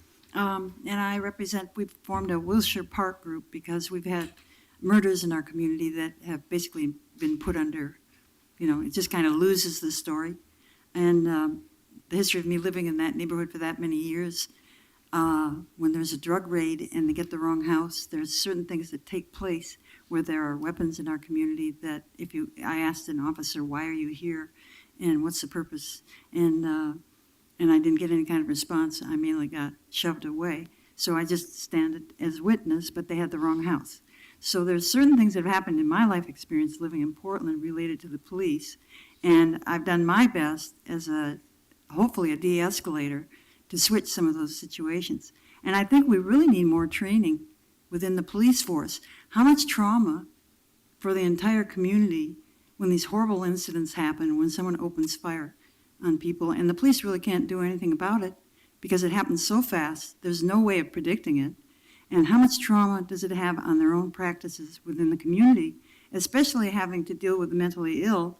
As you pointed out, Commissioner Fritz, the problem has gone to the streets because we don't have the funds to take care of our own. So we're handed quite a heavy responsibility to address issues that complicate each day because the problems aren't going away. The numbers of mentally ill, the stresses, and a recent case of racial issue.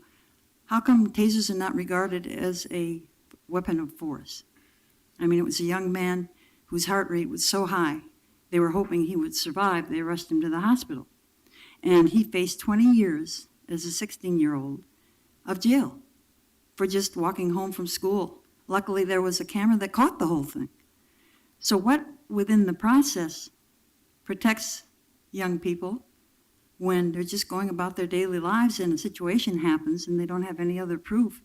And how carefully is that observed within the practices of the community? And how can we help police through trauma heal from trauma? I think there has to be a lot more healing applied to both citizens as well as police, and not just training, because the human nervous system, without realizing, is conditioned to trigger response since we have so many triggers in our society. With this conversation reminds me, Nancy, I was teacher for a day, or principal for a day, at an elementary school in Outer East, where there's tremendous turnover in the student body, partly because it's in an area where there's unstable housing, and so people are moving a lot. And kids, 50% of the third grade class didn't complete the year because of moving. The single common thread in terms of the concern that the principal had about learning was that kids were coming to school traumatized. Traumatized because they were in areas where they were witnessing violence, or they had unstable families, or they were moving. And one thing we know about children is if you're not coming to school ready to learn, you can't learn. Mhm. So how do we undo that so that there isn't the trauma just in the learning experience? And it's a related subject to what you're identifying. Yeah, one thing I experienced too, I don't have a whole lot of time left, I'll try to fit it in quick. But the testimony that I witnessed during court on that particular case of this young African-American student, the officer I was observing, the sergeant who was in charge of the other officer that kicked him so hard on his spleen, the sergeant said, I would never do that. I know I could explode his spleen and possibly kill him. So why didn't the sergeant stop his officer? And he didn't even suggest that in court. And also, he used the taser, and then the taser expert said various things about using a taser. You have to limit how you use it, and he's shaking his head in the court audience. So how do we address that and be able to find that within officers' way of performing their jobs? That's a big thing to consider. Thank you. Thanks very much. Welcome. Hi, my name is Barbara Ross, and I'm here testifying as an individual, not as a part of any organization. I want to highlight a couple of things that Julie brought out in her testimony. I understand that you can't control everything, and so I want to just emphasize a couple of things that you as a police commissioner and the management can, in fact, have an impact on. There are just two things that I want to talk about. One is giving a high priority to officer safety by keeping a reasonable distance between themselves and potentially dangerous subjects. In the Hatch case, they acted wisely, and the officers and the sergeants who responded to the call, and this is quoting from the report, and the officers and the sergeants who responded to the call involving Mr. Hatch all recognized the appropriate goal was to contain and isolate Mr. Hatch with the hopes of stabilizing the situation.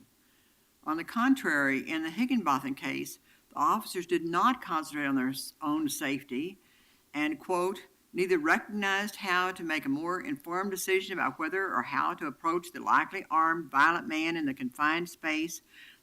They might not have allowed the officers to avoid being in the position where they were forced to use deadly force. In addition, in additional discussion of this case, they said, quote, as we have stated before, tactical decision-making that is consistent with the principles of officer safety provides smart techniques for detention and apprehension that provide the police the ability to more frequently influence how the encounter will end. Particularly here, when Mr. Higginbotham was found holed up in a room, not going anywhere, and did not present a threat to anyone else, time and resources were on the side of the officers. So I would urge that continued attention be given to recommendation 1, which emphasized the Bureau's opportunity to influence the outcome of encounters with dangerous individuals. The other area where Bureau management can influence the outcome is making sure that the sergeant in command, looking at the whole situation, and delegates others to carry out tactical assignments. In 4 of the shootings, on-scene sergeants assigned themselves to tactical roles despite the presence of officers to whom they could have delegated these tasks. So since the training was that the sergeant should not be involved in tactical activity and should remain in control, that's something that's been overlooked in the reviews by the training review and by the commanders in control. So I think it's important that we continue as management of the Bureau to emphasize those 2 recommendations. And so I appreciate your attention. I appreciate the opportunity to testify. Thank you. Thanks very much. Welcome. Hi, my name is Jared Hager. I'm an assistant United States attorney with the Department of Justice. We're currently involved in overseeing a settlement agreement with the City of Portland and the Portland Police Bureau. I just wanted to make a few comments on the issue of compelled statements, given the questions from the commissioners and Mr. Mayor. I appreciate the time. As an overarching issue, I do want to commend the city and the Portland Police Bureau. We've seen incredible seriousness that they've taken with these issues, and I've seen incredible progress with respect to, just to name one, the behavioral health unit and taking these issues seriously. To the point of compelled statements and the risk of immunity, we are in conversations with the district attorney and the city of Portland to try to come to a resolution and understanding of those issues. As you mentioned, Commissioner Fish, they are incredibly complicated, and there are various academic issues at stake or at play where there isn't necessarily clear guidance. That being said, the Department of Justice has given advice and guidance to other cities in respect of other settlement agreements with police use of force issues. Our understanding is that certain reports are not considered compelled, and so I'd like to just add two issues for you to consider. First, on the issue of whether something's compelled. The case law, as we understand it, says something's compelled only when you face the threat of a job loss, not necessarily just discipline. So there's a question of whether, at what point are you actually compelling a response. A second, and what I think more important exception to the risk of immunity is for routine reports. There are cases from all over the country, federal courts, where they have held that routine reporting that is part of a public employee's job. It's amazing to have you here testifying. Almost feels like a Woody Allen movie where, all of a sudden someone off stage comes in who's representing the U.S. Attorney with a view on this and helping us. That scene in one of the Woody Allen movies where someone's talking about Marshall McLuhan, and Marshall McLuhan then comes in, seeing Leslie, you know nothing of my work. What I gather from this conversation, sir, your testimony, is that we've got two issues before us. One is the city has the right to sit down and negotiate a change in the contract with our labor partner. So that's a separate issue, and that's guided by a set of rules and laws.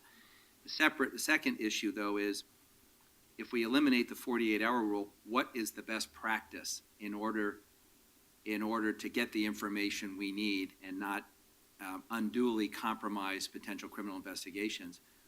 Mr. Handelman earlier testified, I think he made a compelling point, that given that there are very rarely criminal charges brought against police officers, he'd rather, if he had to err on the side of one, he'd rather have earlier investigations to be able to develop evidence which can be used in a disciplinary proceeding to bring charges against police officers who violate policies and rules, even at the cost of the occasional person.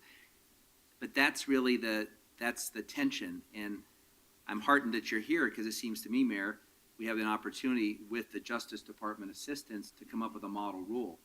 To Commissioner Fritz's point, there's other jurisdictions to do this. Come up with a standard that we could then consider adopting based on what you think is the best practice, and bring the district attorney into that conversation, because I think the best outcome is one that the police bureau, the DA, and the feds all think is best practice, and then we can discuss that with the community. Yeah, and I don't want to, I respect Mr. Handelman's view, and I don't think that would be the view of the U.S. Attorney's Office, that we would sacrifice a criminal prosecution to. No, I understand, but I think he was making it also for dramatic effect, that if there isn't much of one and limited on the other, he was just stating a preference, but.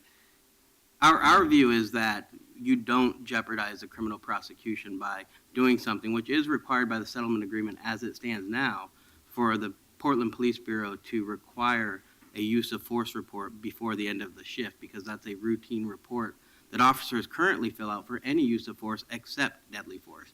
And so the settlement agreement that we have with the city of Portland requires that use of force report to also be required for deadly force. I forget, but what is your view about the impact of the settlement agreement on collective bargaining law? That's higher than my pay scale. I don't, not prepared to speak on that. I do believe it doesn't upset those rights. I know the Portland Police Association is at the table with the settlement agreement. And such and such date, that one doesn't? It doesn't have a timeline, and it does require us to consult with the district attorney, which we are consulting with, as well as the city of Portland, because we understand there are complex issues, and the last thing we want to do is jeopardize a criminal prosecution. But at the same time, we do feel that the law is on the side of at least allowing some limited routine reporting, and the analysis is pretty clear that public employees have a job to do. This is, the distinction with Oliver North and a police officer is that police officer, part of the daily job duties is to fill out a use of force report when force is used. And so you're not bringing them before some, special proceeding and compelling them at the threat of losing their job to answer questions. You're just requiring them to do their job, and if they don't do their job, you can discipline them. And we think the case law is pretty clear on that, although, as I said, we're still in discussions. There are some unique aspects of Oregon law, and we're discussing those with the district attorney and the city attorneys. So the city attorney and the district attorney and you are in those discussions? Yes. I'm really glad to hear that. Just to clarify, I don't know that there's a national standard that I would want to follow. I think that in many cases, our work with the Department of Justice here in conjunction with the settlement agreement, we are setting the best practices. And so it's not like I think we should be following, name the jurisdiction where something horrendous has happened and there wasn't an outcome that the community had confidence in. We should not be following their practices. I'd like to see but I would be interested to know what Beaverton, Medford, other jurisdictions in Oregon, because as you said, Oregon's laws are slightly different, and we obviously have to be in compliance with them. Thank you very I much. think the benefit for me of knowing what a national standard is, if one exists, is that it disproves the negative. To the extent that we're told you can't do something and there's a parade of horribles, if routinely it is done differently elsewhere, then that gives us confidence we're going the right direction. We will obviously craft our own rule, but when do you think those negotiations will be through? Hard to say. What's holding them up? We have meetings scheduled for next month, the beginning of next month, and we're hoping to, this is something that is a priority of the U.S. Attorney to get resolved, and so we're trying to escalate a resolution. But is there something is there something we can do, the city can do to accelerate them? I'm not sure.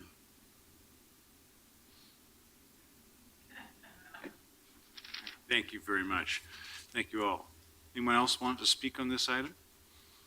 Any further questions for our Bureau or our consultants? I actually have a question for the auditor and Director Severe. Would you come up, please, Auditor?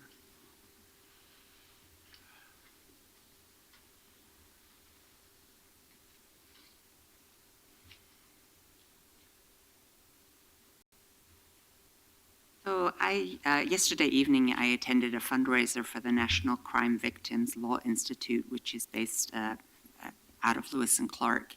And it is a support service for the victims of crimes.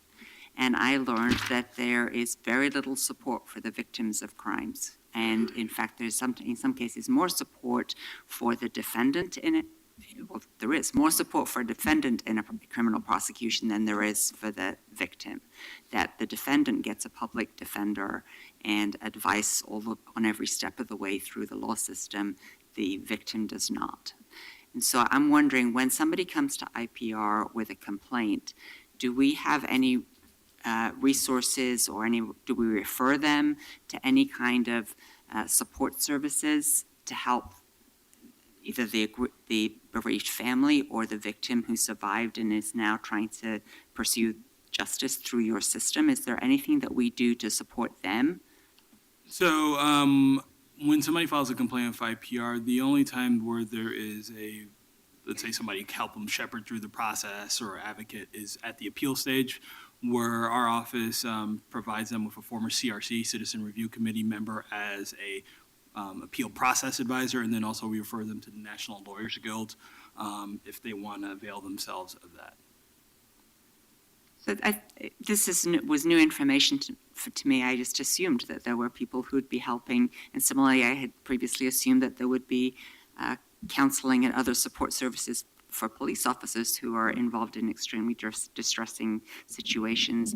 I know that we have an employee assistance program. However, there isn't necessarily a formal way that officers are encouraged to use that, or whether they do. And so I just wanted to put that out there as something that we should be thinking about, is how do we support people who are coming to you with a perceived injustice, with something horrible that happened to them? How are there places, like, could we give them information about the Crime Victims Law Institute, or the other services at Multnomah County or elsewhere that we could encourage them to seek the kind of counseling, legal assistance beyond the National Lawyers Guild?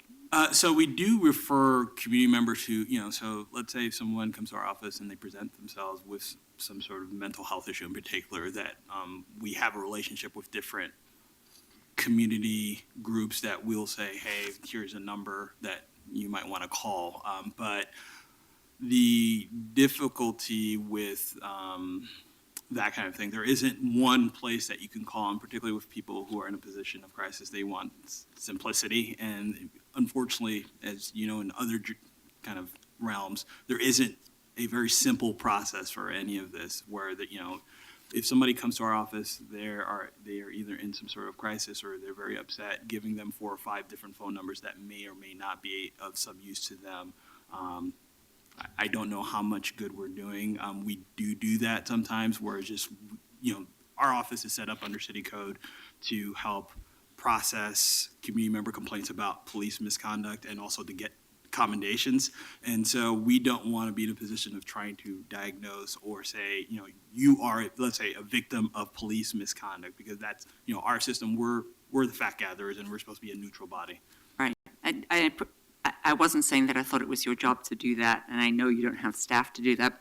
Mayor, in your conversations with the county chair as through the budget, it seems to me this is a big gap in our system, that we don't provide services to victims and we don't help them work through a very traumatic experience that they've experienced, perhaps even to the same extent that we are required to provide public defenders and other structured support to those who may have committed a crime. I just wanted to raise that as an issue. And it's my understanding in other jurisdictions where I've lived that there's a distinction between a crime victim, and that there are programs that I believe reside or are associated with the district attorney's office. And so there's the obvious central function there that a crime victim will most likely end up interacting with them, and they have some support systems. And I believe those are state-funded programs, and I do not know if Oregon has anything like that or not. I just learned about this last night, so it's something that I could contact the district attorney and ask what we have here in addition to talking to the county chair. It seems like a missing piece from our system that we're trying to improve. And I would say that for the complainants at IPR, they aren't necessarily crime victims as well as complainants. And so I think that maybe more of attention has been given to the crime victim side than somebody who comes in with a complaint not being a victim. Yeah, I was thinking specifically in the use of deadly force or the use of force that. Oh, okay. There's. I'm sorry, I didn't understand that. I'm sorry. Yeah, I wasn't thinking for a complaint about somebody using a swear word or something, but more of the serious force issues. Thank you for clarification. Madam Auditor, Thank you. can I follow up on a question that Dan raised, which is, what are your plans to continue the reporting, and do you have the budgetary resources to do so? The contract with the OIR group ends at the end of this month, and it is our intention to open up the competition through the RFP process for the next round. And I believe in our current budget, we have the money to do that, and when we put our proposal in, we're cutting some of the money we have set aside for the contract, but not the contract amount. So that is in our So you are discussion. proceeding with a new RFP? Yes, Okay. that's our Doing a intention. new RFP, and just to be clear, do you have sufficient resources to fund that, or might you be seeking an additional appropriation? I believe we have the proper resources to fund the next RFP process. Thank you.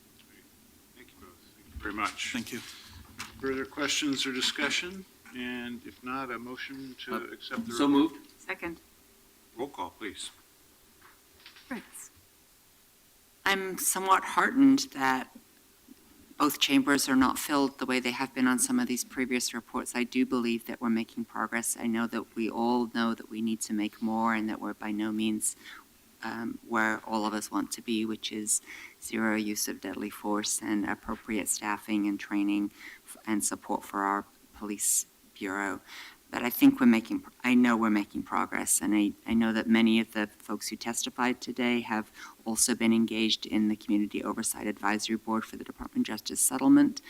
And again, I believe that they are making progress from what I've seen. So thank you, Chief O'Day, and your entire team. I am extremely encouraged by your acknowledgement of the recommendations and your willingness to work on them. As you said, I believe there is a changing culture in the Police Bureau, certainly not all the way the same way that the rest of the city government and indeed the rest of society is not where we need to be when dealing on issues of race and people experiencing mental illness. It's heartening that we're making progress, though. Thank you. And thank you very much to our consultants and for a very good report and all of the guidance that you've given us over the years. I hope you'll be applying for the RFP process. It'll be a fair and open process, as you would expect. Thank you. Aye. Fish. Agree with everything Commissioner Fritz just said. I want to thank the mayor. He has made this a priority in his administration. And as Commissioner Fritz noted, we've had hearings here on this topic that have been filled, the room filled. And I too am heartened by the response of the Bureau to the recommendations and the fact that of the 31, you have agreed largely without condition to the vast majority of them, and there are 2 that still remain in dispute. And I'm especially heartened to hear from our friends at the U.S. Attorney's Office that there is a collaborative process underway to resolve the issue of how, once the 48-hour rule is removed, and I say that advisedly, once the 48-hour rule is removed in the contract, how we're going to administer the new protocol. And I really appreciate the conversation today. I learned a lot. I think it was very thoughtful, and I concur with Commissioner Fritz. We are clearly moving in the right direction. So thank you all very much. Thanks to our consultants. Aye. Yeah. Well, it is my privilege to work with Chief O'Day and this team of command staff and officers who have been changing the culture and practices of the Portland Police Bureau in very positive ways, and this is one more sign of that progress. So thank you, Commissioners. I think it is right to praise the good, and there's really good work underway here. And I think it's also really important that we have this kind of objective, nationally informed outside review of what we do, because deadly force is the most dire and terrible interaction any government can ever have with one of the people that it serves. And so we have to always take it seriously. Part of the burden of being police commissioner is that when there are officer-involved shootings, the chief calls the commissioner in charge and you go to the scene. And so therefore, in these regrettable moments, I've had a chance to see some of these procedures in action, and also how assiduously, seriously the Bureau takes these cases. I mean, there is great care, great effort, no detail spared. Sometimes even at those scenes, I'm in a hurry for them to get on with it, and George Burke and his team are methodical about, we're going to do it the right way every step of the way. And I appreciate that, and that's the way it should be. So I really appreciate this good work. Thank you to the OIR group for a clear and thoughtful review. Thank you, Chief O'Day, for a thoughtful response as well. And I really appreciate where we are today and where we are not. Thank you for great work. The fact that this is a thoughtful discussion among concerned citizens and not a moment for outrage is high praise. Well done. Aye. And we are adjourned. Congratulations. That's really Thank you very much.